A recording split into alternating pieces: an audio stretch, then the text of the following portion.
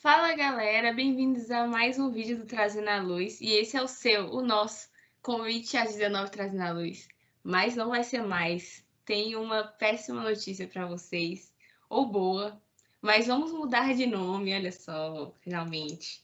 A gente vai abandonar o convite às 19 e agora vamos ser o Talk Show.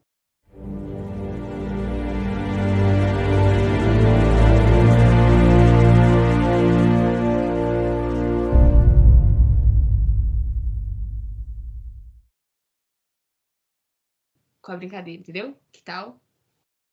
Talk show. Tá vendo? Faz todo sentido, a gente é muito inteligente. E hoje vamos falar de um tema que tá super em alta, tá todo mundo comentando aí, porque vocês sabem que esse domingo nós tivemos as nossas eleições para presidente, governador, deputado, senador. E a gente vai comentar um pouquinho sobre o que isso gerou em todo o nosso país e em todas as nossas amizades e família e todas as coisas que são influenciadas por conta disso. Para começar, eu só queria dar um contexto sobre o tema do nosso vídeo, que você está lendo aí, polarização política. Mas, Sara, o que é polarização política? Da onde vocês tiraram isso? Então, gente, polarização política é uma divisão extrema de lados. A gente vê um pouco isso na física, assim, quando fala sobre as ondas polarizadas, que elas vão para lados opostos, lados diferentes.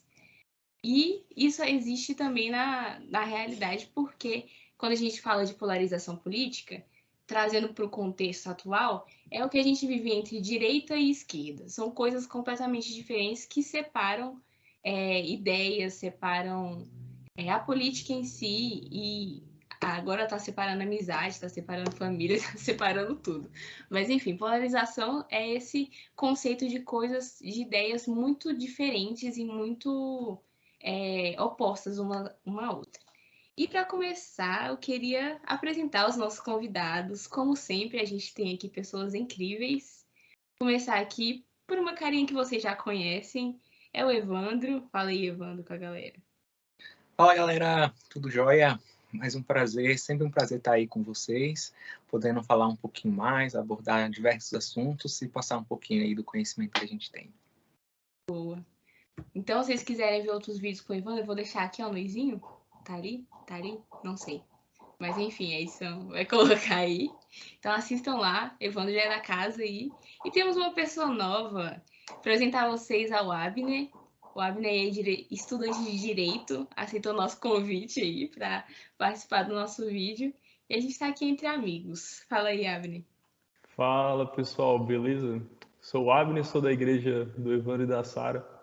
Tendo o prazer agora de participar com vocês, tratar sobre um tema assim que está tendo um destaque muito grande no nosso dia a dia. E assim, uma informação sobre mim é que eu tô a um passo, né? A um passo de poder dizer que sou formado em alguma coisa. Então, a princípio, minhas contribuições vão ser muito da convivência, nada assim tão técnico, né? Então, vai ser uma conversa interessante. Espero que vocês gostem. Vai ser top, vai ser top. Então, gente, eu já dei um contexto de um pouquinho sobre o que é polarização política, mas eu queria perguntar para o Evandro o que essa polarização causa no nosso país. Fala galera, então, como a Sara já explicou, né, essa polarização é o que tem separado, né, nessa divisão aí, é quase como o positivo e negativo que a gente tem no ar, assim, bem dois extremos. E aí a gente vê e sofre um pouco dessas consequências, né? Basicamente, a polarização política são duas ideias que têm se confrontado aí ao longo, né, desses últimos anos, e cada um tem levantado a sua bandeira, puxando aí para o seu lado aquilo que tem de valor, né, aquilo que eles entendem como sendo mais relevante para a própria sociedade, e eles têm debatido essas ideias com o povo. E a gente que está aqui no meio fica na dúvida de quem está certo, quem está errado, quem está falando o bem, quem está falando o mal. E isso tem gerado, como a Sara falou aí, algumas intrigas até, né? A gente vê várias famílias, a gente tem passado por isso aí, ficando cada vez parece mais acirradas as disputas, né? Dentro da própria família, dentro do trabalho, dentro da sociedade, você vai na rua assim, parece que você tem um adversário, né? E eu uso o adversário aqui para não usar o inimigo, porque alguns já vão até para esse lado meio bem mais da guerra acirrada contra contra um outro que é seu irmão, que é da sua família, que provavelmente nasceu até na mesma cidade que você, dividiu e cresceu com você, mas que hoje pensa diferente de você. E por votar diferente, né, trazer essa ideia aí de diferente da outra zona, geram alguns conflitos, né? E aí isso levanta algumas questões. Será que era para ser assim mesmo? Será que era para a gente estar vivendo numa situação em que tenha duas opções apenas? Será que essas duas opções são realmente as melhores opções para o país? Então a gente começa a levantar várias outras perguntas associadas a essa polarização, né? Que em muitas delas provavelmente nem tem uma resposta assim, específica. Mas, de uma maneira geral, não vejo ela como positiva, né, para um país. Né? Eu vejo um cenário mais que você tem que tomar uma posição, claro, mas também não é a melhor opção que talvez a maioria gostaria, assim, naquele sentido. Poxa, eu gostei muito de todas as ideias dele, ou então me associei com vários dos pensamentos dessa pessoa, mas aí a gente entra em muitas outras questões específicas, né? As pessoas tentando achar aquilo que melhor atende às suas expectativas. E você, Abner, o que você acha dessa divisão aí? Bom, a princípio, ela tem dois pontos assim que são bem problemáticos. O primeiro deles é o fato de que a gente verdadeiramente acaba ignorando posições que são consideradas meio termo, né? Alternativas a esses dois polos, né? Que o significado de polarização é justamente esse, como vocês já falaram. São dois polos, duas posições assim completamente antagônicas, o preto e branco, o 8 e 80. E aí nessa ideia de contraste a gente acaba esquecendo o que seria o meio termo, né? Opções assim que não vão necessariamente para um lado ou necessariamente para o outro. E talvez esse é o primeiro problema. Só que o segundo problema é justamente quando os ânimos se exaltam, né? Porque quando a gente pensa em opiniões diferentes, a princípio faz parte do jogo democrático, né? É uma situação de conveniência, de pessoas que adotam interpretações diferentes, visões diferentes de mundo, né? Aquilo que elas consideram melhor para a sociedade. Mas aí, quando os ânimos se exaltam, as pessoas puxam o foco para o lado emocional, começam a alimentar um sentimento de ódio pelo lado oposto. E, assim, com certeza isso é muito grave para a sociedade, né? As famílias acabam tendo a convivência afetada, igual a gente falou. Tem vários exemplos de pessoas que deixaram de se falar desde a eleição passada, né? Em 2018 foi quando a gente pode dizer que esse cenário, esse quadro de polarização se intensificou, né? E as pessoas começam a ter que pisar em ovos quando chegam nesses assuntos, né? Às vezes em reunião de família, às vezes até na convivência dentro de grupo de amigos, igreja. Às vezes são assuntos assim que são considerados sensíveis, né? E aí fica meio que um cenário de guerra fria. Eu acho problemático. Com certeza problemático. Verdade, é uma boa, um bom exemplo o negócio da Guerra Fria, que a gente pode até ligar, né? E a gente fez algumas entrevistas, galera, no parque, perguntando para vocês, as pessoas que assistem, o que elas acham de tudo o que está acontecendo. E elas estão participando do vídeo de certa forma. Quando a gente perguntou sobre qual era a parte ruim disso tudo, elas disseram que era realmente triste o fato de não ter uma visão para as outras opções que a gente tem. A gente tem dois lados, A e B, e as outras não são consideradas. Então, isso é bem ruim e isso causa uma certa. Parece que são freios nos nossos olhos, assim. Infelizmente, eu concordo com tal candidato, mas infelizmente vou ter que votar em outro aqui porque eu não concordo com o que está batendo com ele ali. E a gente viu claramente isso nas eleições, quando saiu a apuração dos votos, que a gente tinha quase 50% Lula e 50% Bolsonaro, porque a porcentagem dos outros candidatos era tão baixa, que não tinha nem chance deles conseguirem concorrer de uma forma justa com os outros candidatos que estão mais em destaque. Então, é realmente bem ruim. Mas como a gente chegou nessa situação, né? Como o Brasil chegou a esse a esse ponto tão extremo da polarização? Diz aí, Evandro. Essa pergunta é bem histórica e até complicada de eu responder. Talvez eu não tenha todas as ferramentas para dar uma resposta mais assertiva. Mas eu sei que é ao longo de um processo, né? Acho que a gente não chega hoje sem olhar para trás, né? Sem olhar os governos que vieram, as formas de trabalho de cada um, e aí isso vai levantando pontos positivos de um lado e negativos também. E aí você vê pessoas aproveitando esses pontos negativos, que são negativos mesmo, que fizeram o povo passar por dificuldade, tiveram determinados problemas, seja na área de saúde, de infraestrutura, seja na área da educação e tudo. E aí você vê que esses pontos negativos eles vão ficando, e aí pessoas vão se levantando como a solução desses pontos. E aí, ao levantar a solução desses pontos, que na minha perspectiva pode até ter acontecido como sendo positiva, eles também deixam pontos negativos para trás. E aí vai levantando, né? Porque ninguém é perfeito. Isso é fato, ninguém é perfeito. Nunca vai existir alguém que a gente olha assim, nossa, esse candidato atendeu todas as minhas expectativas, supriu todas as necessidades do povo, melhorou isso, melhorou aquilo. E ainda mais de um presidente, né? De um país que é continental como o Brasil. Isso é importante ressaltar. O Brasil é um país de esferas continentais. Então, a gente tem um Brasil extremamente grande, em que um presidente ele tem que ser capaz de tomar decisões que sejam positivas para todos os estados. E aí isso torna as coisas cada vez mais difíceis, né? Independente de quem tenha assumido, né? Tem uma responsabilidade gigante para esses, aí me ajuda, né? Mais de 200 milhões de pessoas, de brasileiros que nós temos hoje no nosso país.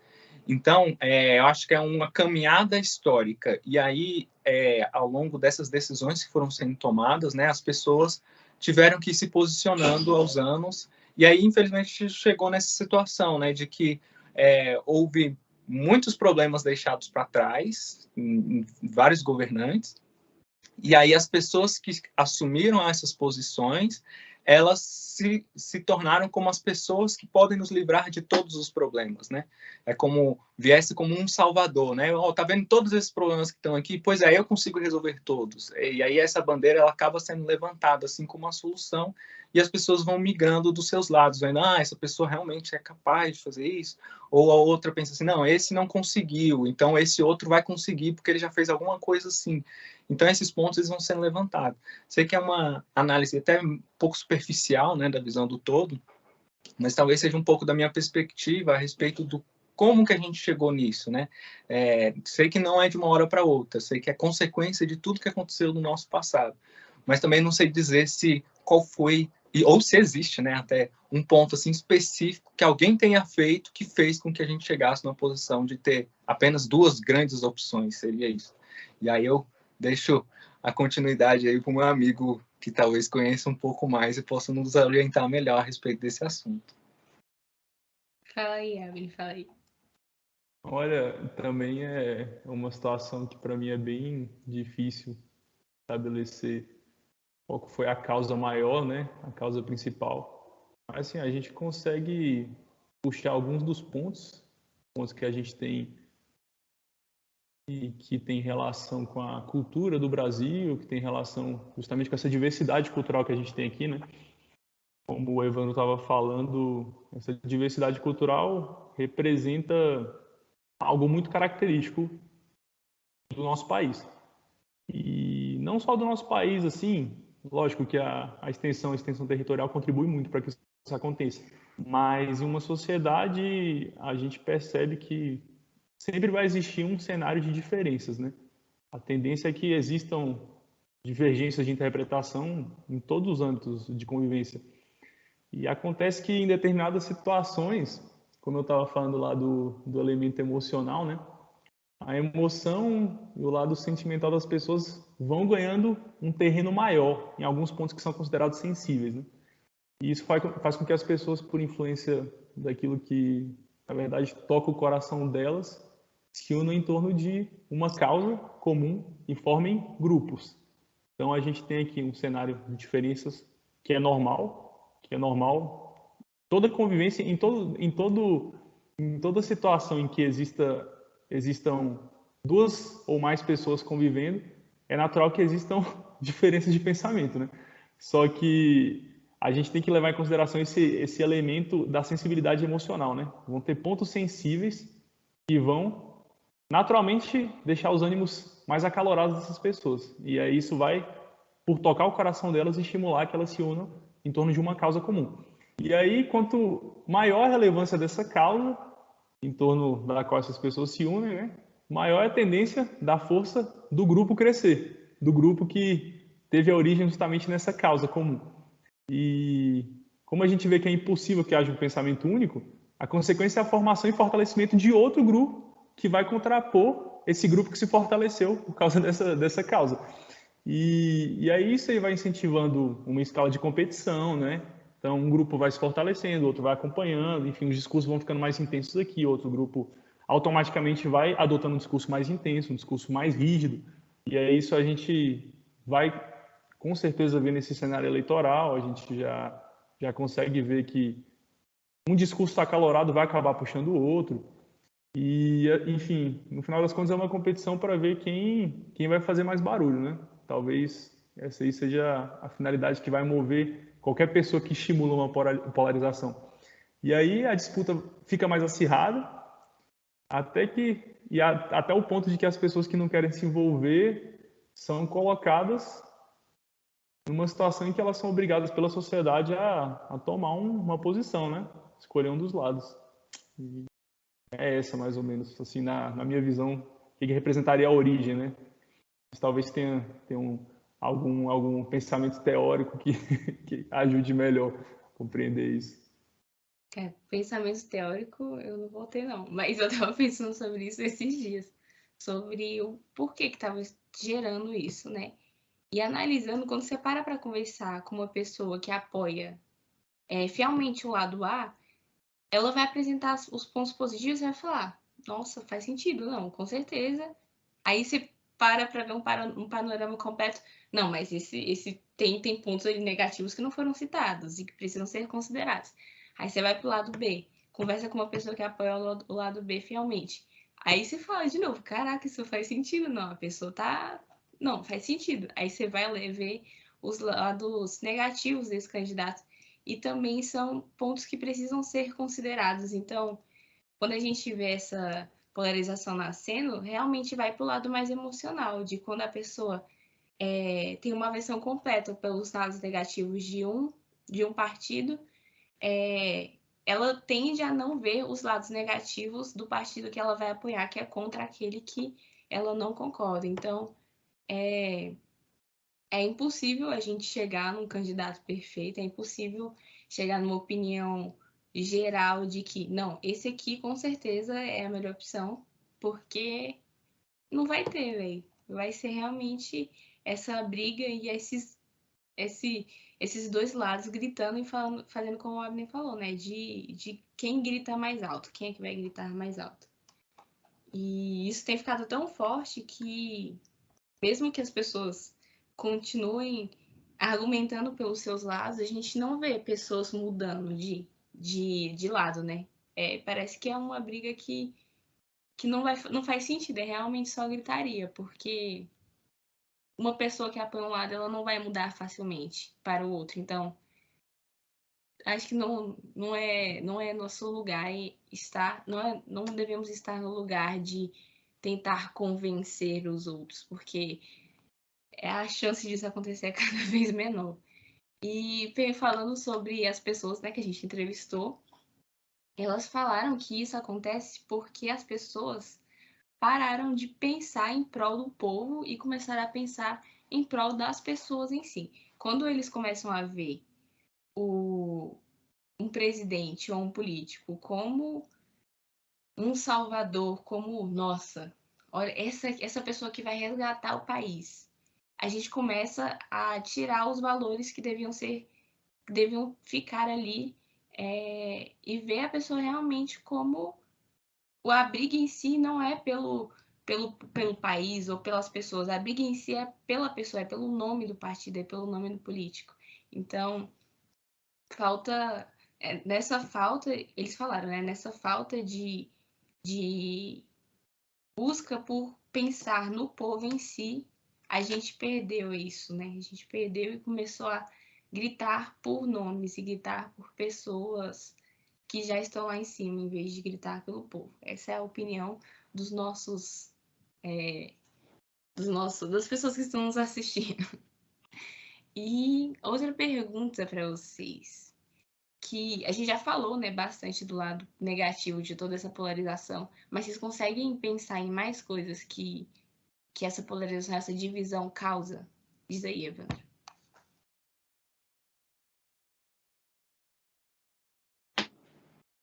Bem, você mencionou alguns pontos que talvez me preocupariam, assim. Algum deles a respeito dessa polarização é a respeito dessa pessoa que pode resolver todos os nossos problemas, né?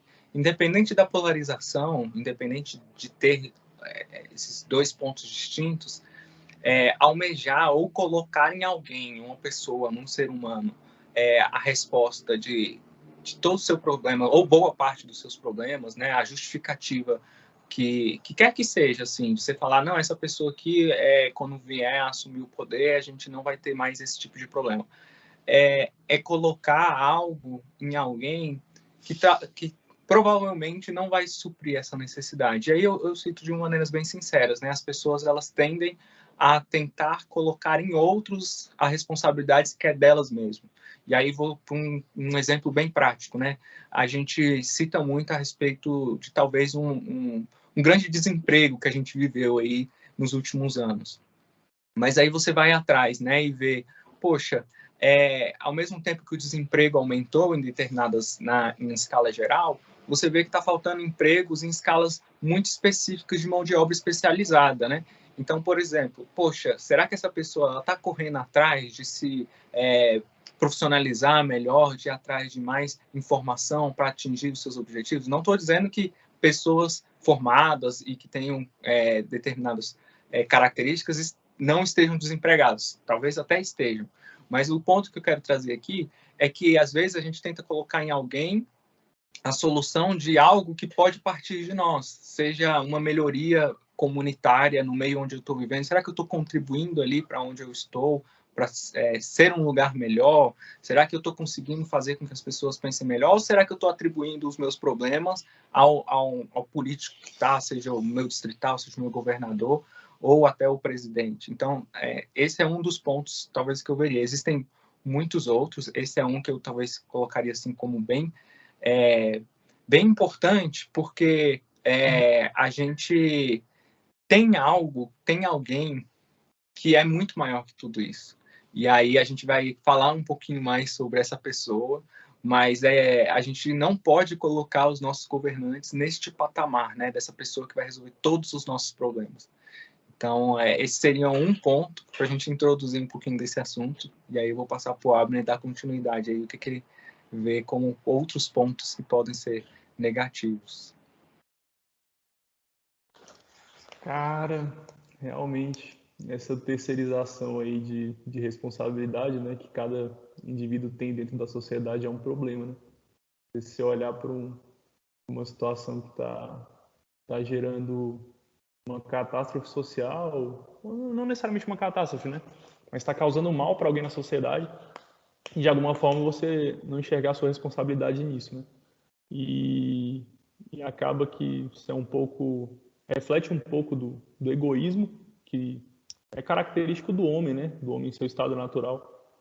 E esse egoísmo talvez atinja o ápice aí que eu vou trazer o ponto que eu estava pensando aqui enquanto vocês estavam falando, no momento em que o egoísmo estimula a pessoa a adotar uma atitude violenta, né? Eu estava falando de ânimos acalorados, né? Ânimos acalorados quando a gente trata de discussões políticas, mas a gente tem visto no noticiário notícias de pessoas se matando mesmo, se matando por causa de discussões políticas, de cenários políticos. E, assim, outras épocas era interessante porque o pessoal costumava colocar discussões sobre política e sobre futebol no mesmo patamar, por exemplo, né? Então, a gente via que não se discute futebol assim como não se discute política. Só que a gente não percebe essa intensidade e essa violência toda quando a gente leva em consideração discussões sobre o futebol, porque numa família a gente tem pessoas que torcem para um time, pessoas que torcem para o outro, e todos conseguem conviver numa boa. Mas hoje o que essa polarização deixou de legado foi que a convivência hoje é com várias e várias ressalvas, e justamente tendo isso em consideração, eu consigo enxergar que a raiz de todos esses males é justamente o coração do homem, né? O coração do homem que partem esses pensamentos ruins, é onde nasce, é onde o egoísmo ganha uma força total, e nessa terra a gente não tem outra opção senão lidar com um pessimismo, né? Eu falo com as coisas materiais aqui dessa terra. Então, eu tenho uma visão um pouco pessimista em relação a esperanças nos homens em si, e esperanças até em relação a alegrias que a gente pode obter com coisas que são desse mundo, né? Como se a gente for depender de tudo ou de qualquer elemento nessa terra, um governante ou uma situação econômica ou uma situação política que para a gente seja favorável, a gente não vai conseguir encontrar alegria de jeito nenhum. E aí essa visão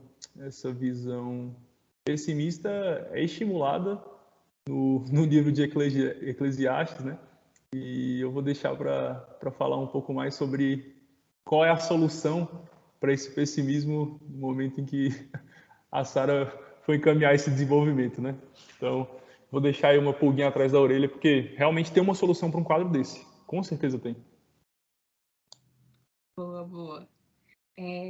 Tá, a gente discutiu aqui muitas coisas ruins, mas como vocês deixaram aí meio no ar, assim, a solução, o porquê e como resolver tudo isso.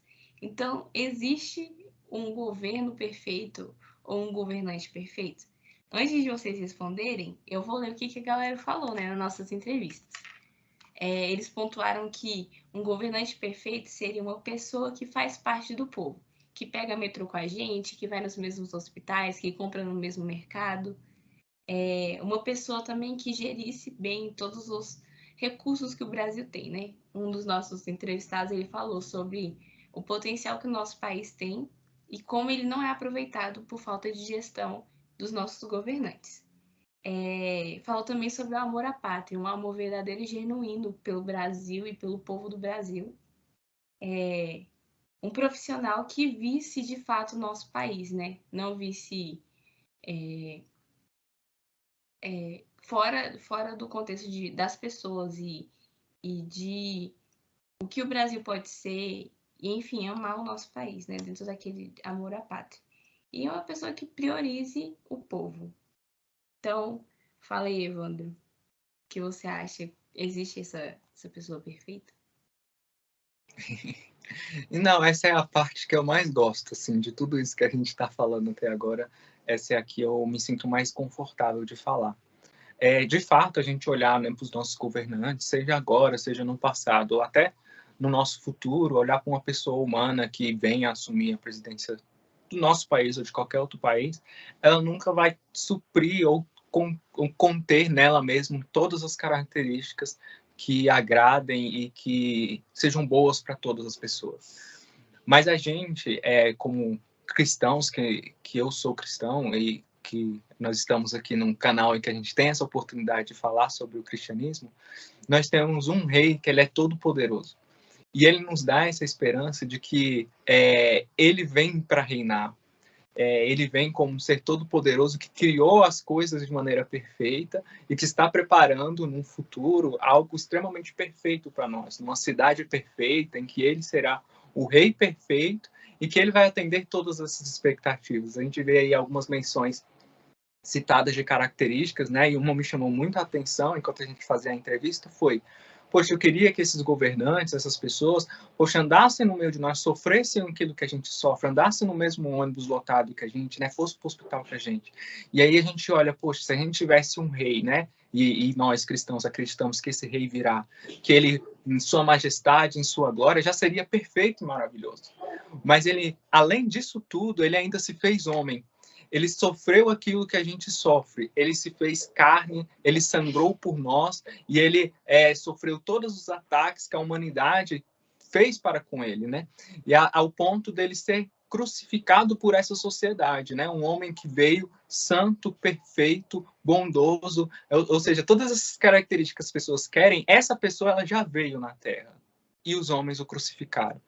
E ainda assim, ele ressuscitou para que nós pudéssemos ter vida. Então, essa pessoa, ela existiu, ela existe e ela vive nos nossos corações. E como nós entendemos que essa pessoa, né, esse rei maravilhoso, ele está por vir, toda essa talvez frustração que a gente tem ou viva hoje no nosso meio político, ela tem que ser resolvida com a esperança de que algo muito melhor está por vir. O rei está por vir, né? Aquele rei que ele entende a gente, ele sabe, ele conhece cada aspecto da minha pessoa, né? Ele não é um rei que ele é afastado do seu povo. Pelo contrário, ele não só se fez homem, mas ele amou os homens, né? Ele entendeu, ele esteve entre nós, andou conosco, ele conhece cada fio de cabelo da minha cabeça. Então, esse rei maravilhoso está preparando algo maravilhoso, lindo, esplendoroso. Assim, faltam palavras para descrever a grandeza, né? Tem um versículo que fala: nem olhos viram, nem ouvidos ouviram, nem jamais penetrou em coração humano o que Deus tem preparado para aqueles que o amam. Então, nem a imaginação humana, nem a maior perfeição que um homem consiga criar chegará perto da grandeza daquilo que Deus tem preparado para os seus. E acho que é essa mensagem que a gente tem que trazer em meio a uns cenários talvez caóticos que a gente vive. Existe algo muito maior e muito melhor que está por vir. Então, é essa alegria que a gente tem que ter no nosso coração diante dessas circunstâncias. Diz aí, Abel. Essa é justamente a parte principal, é o cerne, é o fundamento do que é a mensagem do Evangelho. Eu fiz essa menção a Eclesiastes na minha fala anterior, justamente porque a gente consegue enxergar que o Evangelho é a solução para todos os males que a gente enxerga na sociedade. A gente compreende que Jesus Cristo veio à Terra, que ele morreu em nosso lugar e que o propósito era fazer com que todas as coisas, como tem lá no livro de Colossenses, no primeiro capítulo, se submetessem ao senhorio de Cristo. Estava incluído também a redenção e a restauração de uma política ideal e a restauração de todos os defeitos que a gente enxerga na humanidade. E essa perfeição a gente enxerga na pessoa de Cristo. É sim um líder perfeito, é sim um Senhor perfeito e reflete tudo o que tem de mais maravilhoso na divindade, porque Cristo é o próprio Deus, é o Deus homem. Como o Evandro falou, ele teve essa oportunidade de saber o que a humanidade sofre, de sentir o que a humanidade sente, e justamente por isso a gente tem que ter um coração extremamente grato. Porque imagina a situação de um ser perfeito, um ser supremo, descendo para um encontro de uma humanidade caída, cheia de problemas, cheia do que a gente está falando aqui, defeitos em políticos, defeitos de polarização, convivendo com essa humanidade e fornecendo a solução perfeita para essa humanidade, que é a redenção. Então, em Cristo a gente pode ter a esperança de um cenário perfeito, de uma justiça perfeita, de uma liderança perfeita. E tudo isso a gente não encontra aqui nessa terra. Quando a gente olha para Cristo, a gente percebe um reino diferente, um reino que não é desse mundo, um reino que é eterno, esse mundo que vai ter fim. O reino de Cristo não vai. E a nossa visão se direciona para o alto, para uma cidade celestial, para uma nova Jerusalém. E quando a gente aceita Cristo como nosso Salvador, nossa visão, estando direcionada para esse alto, a gente faz parte de uma pátria diferente. Então, é um cenário que a gente está discursando tanto sobre o que é o melhor para o nosso país, o que é o melhor para quem ama o Brasil, quem se torna propriedade de Cristo, quem entra no reino de Cristo, tem uma pátria que não é desse mundo, é uma pátria que é de outro mundo. E quando a gente prega essas verdades, a gente é estimulado a viver como peregrinos aqui nessa terra. Esse é um termo que é muito forte quando a gente estuda todos os heróis da fé no passado. Eles viviam por aqui, nessa terra, como peregrinos. E quem é cristão é chamado para viver como peregrinos. Peregrinos que não são descontentes, não são tristes e têm uma felicidade muito maior e muito mais profunda, que não pode ser afetada por qualquer cenário político, qualquer obstáculo que é colocado na frente. E aí, a gente lidando com essa situação, a gente pode falar como um salmista que escreveu salmos de peregrinos na Babilônia. A gente consegue aplicar isso para a nossa vida justamente porque, considerando que somos cristãos e somos peregrinos, a gente está numa Babilônia, esse mundo seria a Babilônia, e a gente tem essa visão numa cidade celestial, Jerusalém, e o salmista desse salmo que eu vou ler agora, Salmo 137, mencionou um pouco de como é o apego que ele tinha por uma cidade que não era a cidade onde ele estava, que não era a Babilônia. E nós, como cristãos, temos esse apego, uma cidade que não é a nossa, uma pátria que não é a pátria onde nós estamos agora, mas a pátria do futuro, uma pátria que nos foi prometida. Então, olha aqui o Salmo 137, os versículos 5 e 3. Se eu de ti me esquecer, ó Jerusalém, que resseque a minha mão direita, apegue-se-me a língua ao paladar, ao céu da boca, se não me lembrar de ti, se não preferir eu, Jerusalém, a minha maior alegria. Que essa possa ser a nossa maior alegria. Certeza de que nós temos uma pátria maior e melhor. E um rei perfeito. Então é isso, galera. E, acima de tudo, isso aqui é um convite para você que quer fazer parte dessa nação, que está passando por um período aqui na Terra, mas que quando tudo isso passar, a gente vai para essa pátria perfeita. E a gente vai ver e conviver com esse líder que é perfeito, esse líder que tem todas as características que um líder perfeito tem que ter. Então, é isso. Não baseie a sua vida inteira apenas ao que temos aqui, porque isso tudo vai passar em algum momento.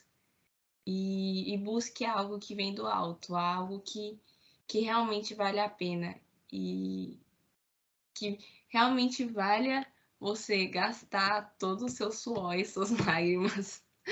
E é isso, galera. Espero que vocês tenham gostado. Comentem aí o que vocês acharam, deixem o seu like. Siga a gente no Instagram, trazendo_a_luz. E é isso. Até a próxima quinta. Valeu, pessoal. Até mais. Valeu, gente.